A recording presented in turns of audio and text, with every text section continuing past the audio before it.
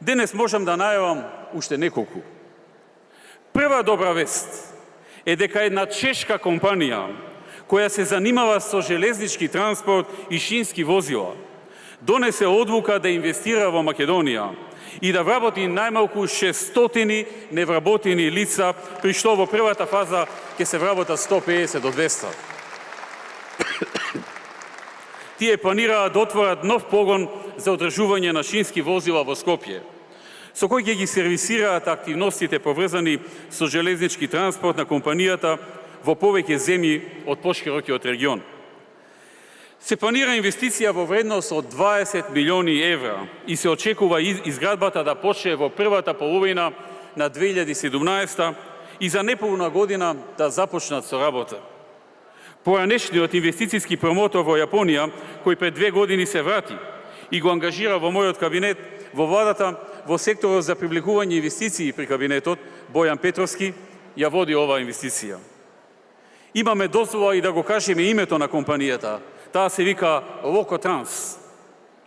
Втората добра вест е што американска компанија корпорација влегува на македонскиот пазар, отворејќи канцеларија во Битола со план да вработи 300 лица.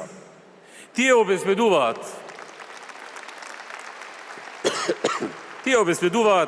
техничко-административна подршка на осигурителната индустрија, маркетинг услуги и преку социјалните медиуми и медицинско кодирање на итни центри за грижа во Америка.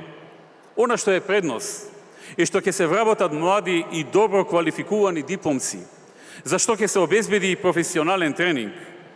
Ова инвестиција ја води министерот Джери Наумов, чие потекло е од Битолско и видно забележливи се неговите намери и напори да донесе повеќе инвестиции во Битола.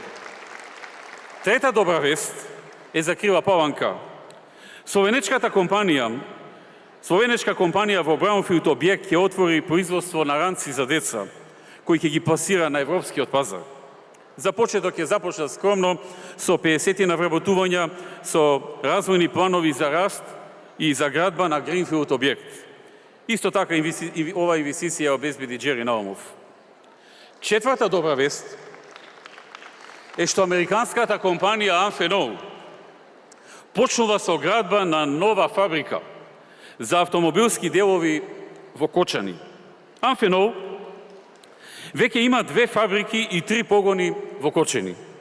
Градбата на оваа трета фабрика, односно четврт погон, треба да заврши во средината на 2017 и да отвори нови директни вработувања 400 нови директни работни места, плюс индиректни кои што секогаш доаѓаат заедно со директните. Со сите нивни фабрики, 3 фабрики и 4 погони, со сите нивни постоечки и со оваа новата на Amphenol, ќе достигнат вкупно 2500 нови вработувања. Ова инвестиција обезбеди Христијан Делев.